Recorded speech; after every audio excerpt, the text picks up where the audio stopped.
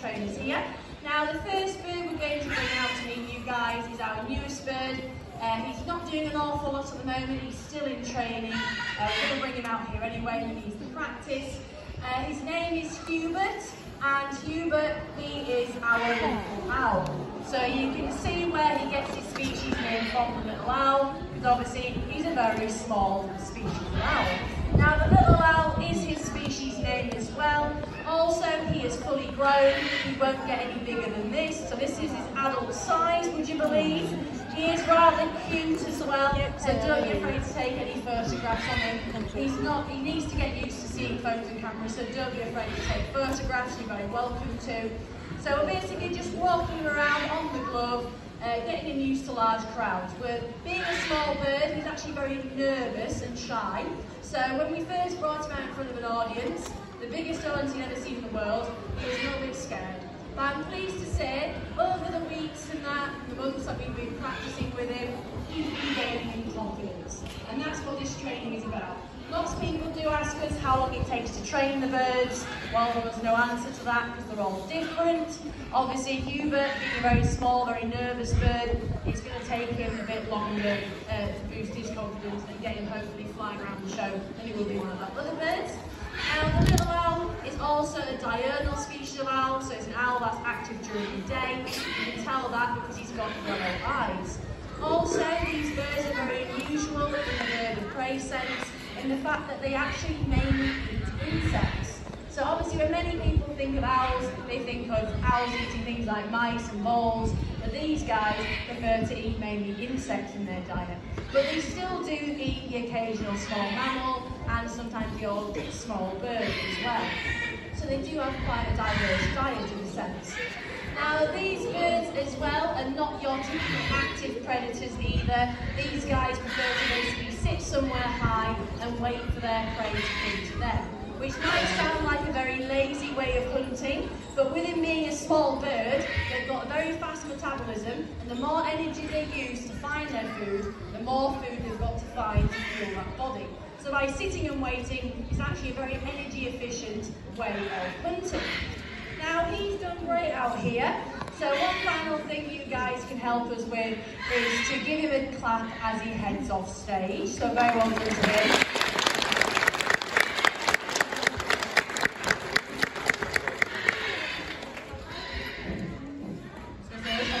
Problems now. Now we are going to actually introduce you guys to a more experienced bird that we have here next. Now we are actually sticking with the owl family, so we're going to introduce you guys to another one of our owls that we have here at the show. So like I said, this is going to make it rather interesting because I've got a microphone in my hand and then I've also got to have this glove on, okay? And then I've somehow got to get food out of my bag to feed the bird. So this is going to make it rather interesting, guys, okay? So we'll have to see how this goes. Yeah, I'm pretty prepped. So, as I was saying, this is another owl that we have here at the show. I'm not going to tell you what this owl is, because I'm hoping one of you guys can tell me instead. So if you know what she is, shout it out, okay? I'll tell you her name. Her name is Bella.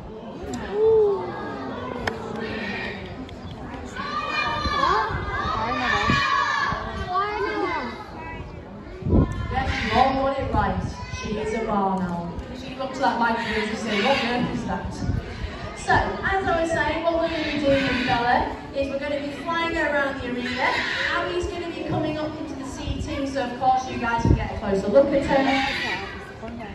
And we're going to get her flying over your heads. So we'll see how this goes.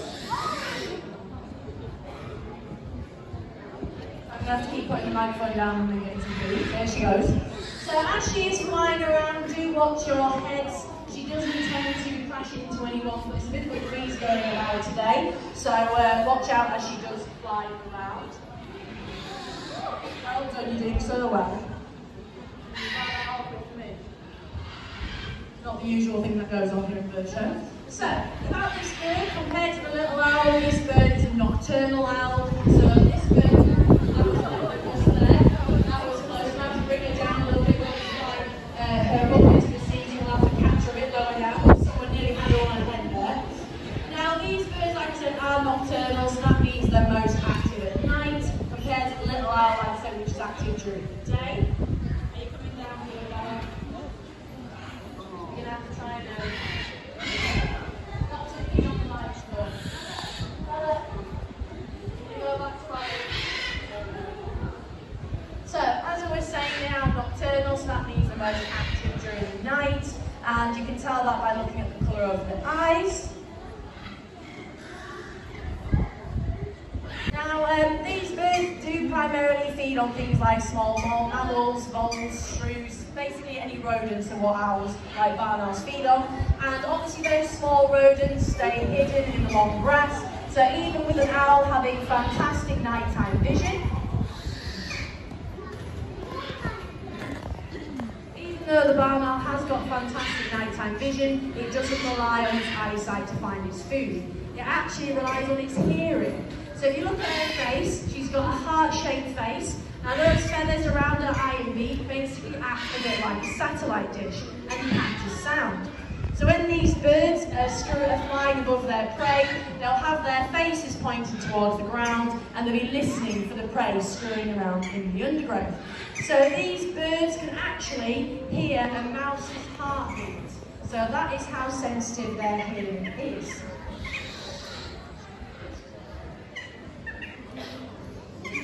Line up that microphone, don't like the look of it. Now, these birds, like I said, with their hearing being their main sense, they do have a very special adaptation, these birds. Now, it's not just unique to the barn owl, all owls can do this, and that is all owls can fly silently. So I'm really quiet on the microphone, which is handy for me, it means I can put the microphone down, and I can actually catch her properly. And when she flies past your heads, you won't be able to hear a sound coming from her wings, okay?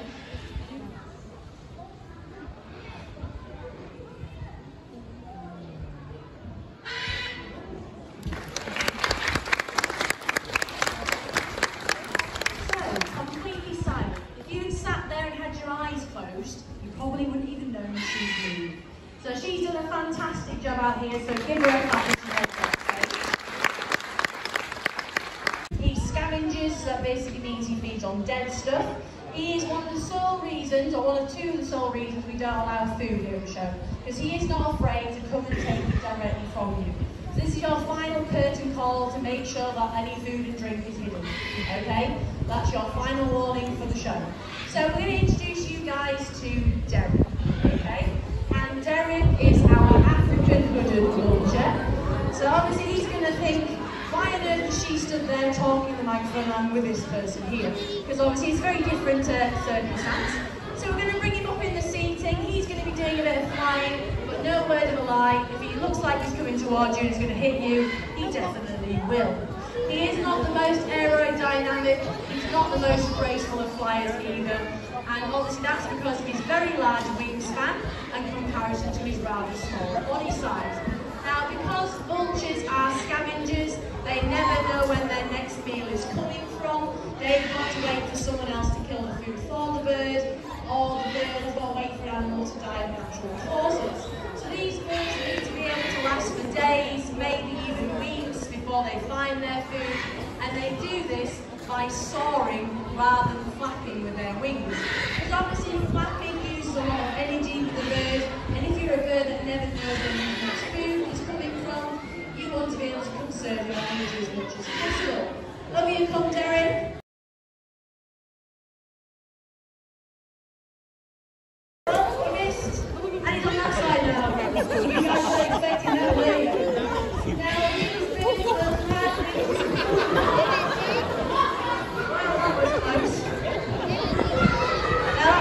bird show experience for you guys. Hey, alright Derek, I think a gust of wind caught him off guard there. Now obviously those large wings are a bit like parachutes, they catch any air, and obviously if there's a large gust that comes out of nowhere, it's obviously going to throw him off course. So I think he got a bit shocked by that.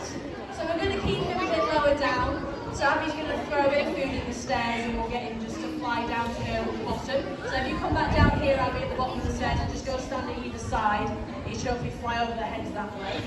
Now these birds are basically nature's bin men. You have to come to where you can see them. Can you see here, that's it. Now these birds of nature's bin men, they go around eating dead bodies. If they weren't doing this job in hot places like Africa, which is where this water is found, obviously bodies would be littered everywhere, there'd be carcasses, everything would be rather disgusting. So these birds are very beneficial to the environment, despite not getting a very good rep. Now he's done great out here, it's rather breezy, so Derek, can you pop yourself into your little cave back to where you came from? That's it, off you go. There you go.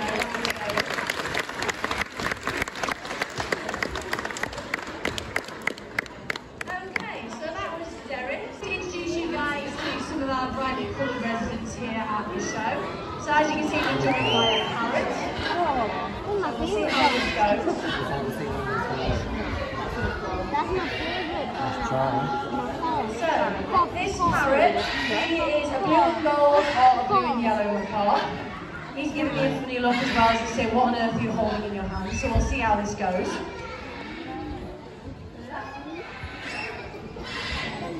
So you can see where this parrot gets his species name from, which is the blue and gold or the blue and yellow macaw. And you can see that by looking at the colour of his feathers. He's mainly blue and gold or blue and yellow in colour. Now, one common question we do get asked, especially about our parrots here at the show, is do any of our parrots talk? Well, pretty much all of them can. Now, this fella here, he's the best. So I don't even have to tell you his name. I'm going to try not to be honest, because he can tell you guys his name himself. But he's hopefully going to start off by giving you a greeting. So, can you give, I'll see if this works, shall I say, guys, but we'll see if you'll do it. Can you give everyone a nice big hello? Yeah. Okay, so say hello. Can you tell everyone your name? Now, what's your name? What's your name? Charlie. So that was really good. I'm going to have to pop you down a second there. I might have to even sit you there. I might be used to this because I want to give you a treat for that. You did so well considering he's never spoken in proper microphone. I'm very excited now. Now, obviously, he's told you his name. He also has a nickname here at the Bird Show. So, Charlie, what's your nickname? What's your nickname? No, not hello, you said that. I said it could be interesting. Charlie, what's your nickname? What's your name? Pretty Boy, yes. His nickname is Pretty Boy. Now, Charlie here, he can also tell you guys what he likes to eat. So, Charlie, can you tell everyone, what do you like to eat?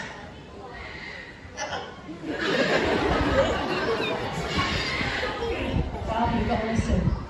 Am I going to have to hold your ears? Is this more normal? Normally, obviously, I have them on my arm, so it's a bit more normal to be on my arm. So, listen to what I'm saying, Charlie. Can you tell everyone, what do you like to eat? Yeah. You've already done that bit, mate.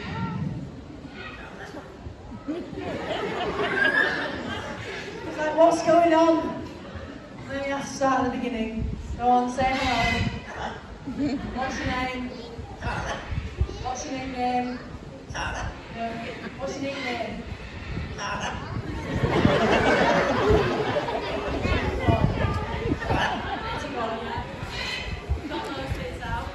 So, Charlie, do I get a kiss? Oh, thank you, that's a kiss. Now can you tell everyone, what do you like to eat? Did you just say chocolate? I thought you did.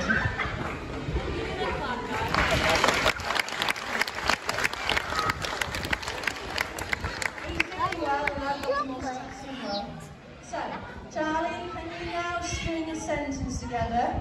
Oh, I should say, Charlie doesn't eat chocolate, okay guys? Even if he says he does. Because chocolate is bad for parrots, just like it's bad for dogs, so don't feed them chocolate. Now, Charlie, can you string a sentence together? Can you say, job is skip? Oh, you got a scratch. Can you say, job is skip? Job is skip?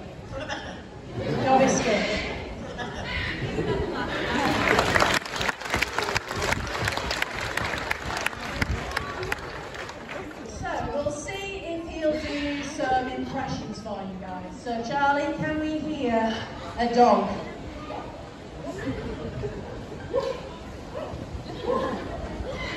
Big dog. Did you hear that, guys?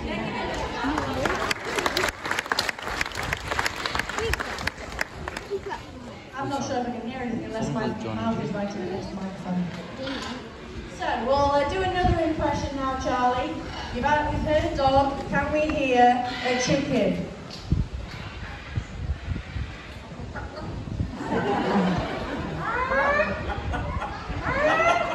And what's that?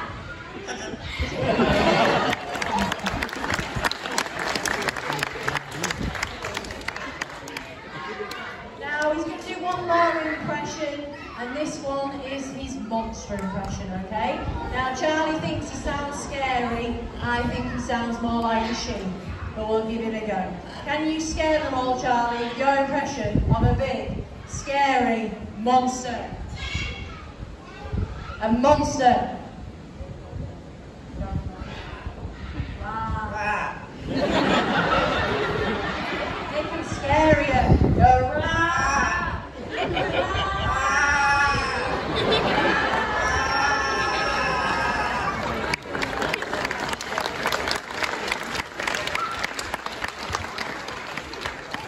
Hope you guys heard that because I couldn't tell at all. I could hear him close up, I didn't know if you guys could hear it. Now Charlie's doing really well, so we've got a few more things. So Charlie can also be very cheeky. So Charlie, can you stick your tongue out to the audience and go there? There. There. There. There. And can you blow a raspberry? Good.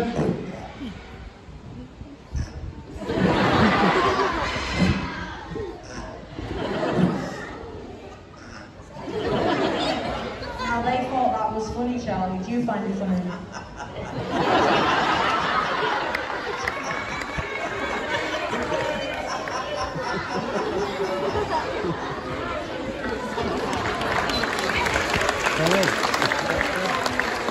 Now Charlie's also a big fan of you guys in the audience, and he'd like to thank you very much for coming to the show, but can't quite say that phrase. We're working on it. So instead he's going to thank you by giving you guys a nice big